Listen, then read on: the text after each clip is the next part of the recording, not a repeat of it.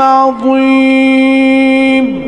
Ujumbe wa ngazi ya juu kutoka Afghanistan ukiongozwa na naibu waziri mkuu wa utawala wa Taliban Mullah Abdul Ghani Barada pamoja na waziri wa mambo ya nje Amir Khan Muttaqi umehudhuria hafla ya kuaga mwili wa aliyekuwa kiongozi mkuu wa Iran Ayatollah Ali Khamenei uliofanyika katika ukumbi wa Imam Khomeini Grand Mosalla mjini Tehran.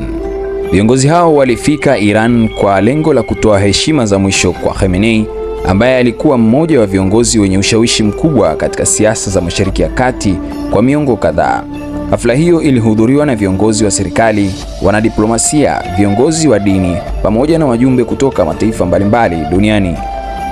Uwepo wa ujumbe wa Taliban umeonekana kuwa ishara ya kuimarika kwa mahusiano kati ya Afghanistan chini ya utawala wa Taliban na Jamhuri ya Kiislamu ya Iran.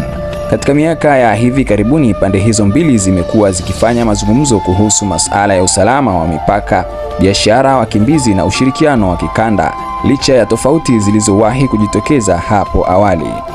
Maelfu ya wananchi wa Iran walijitokeza kushiriki shughuli za maombolezo huku wakitoa heshima zao za mwisho kwa kiongozi huyo. Vile viongozi kutoka nchi mbalimbali walituma salamu za rambirambi na baadhi yao walihudhuria binafsi mazishi hayo. Wachambuzi wa masuala ya siasa wanaamini kuwa ushiriki wa viongozi wa Taliban katika hafla hiyo unaweza kuwa hatua muhimu ya kuendelea kuimarisha uhusiano wa kisiasa na kidiplomasia kati ya Kabul na Tehran, hasa katika kipindi hiki ambacho mataifa hayo yamekuwa yakikabiliwa na changamoto mbalimbali za kiusalama na kiuchumi. Mazishi hayo yamevutia macho ya dunia, yakionyesha nafasi kubwa aliyokuwa nayo Ayatollah Ali Khamenei katika siasa za Iran na ushawishi wake katika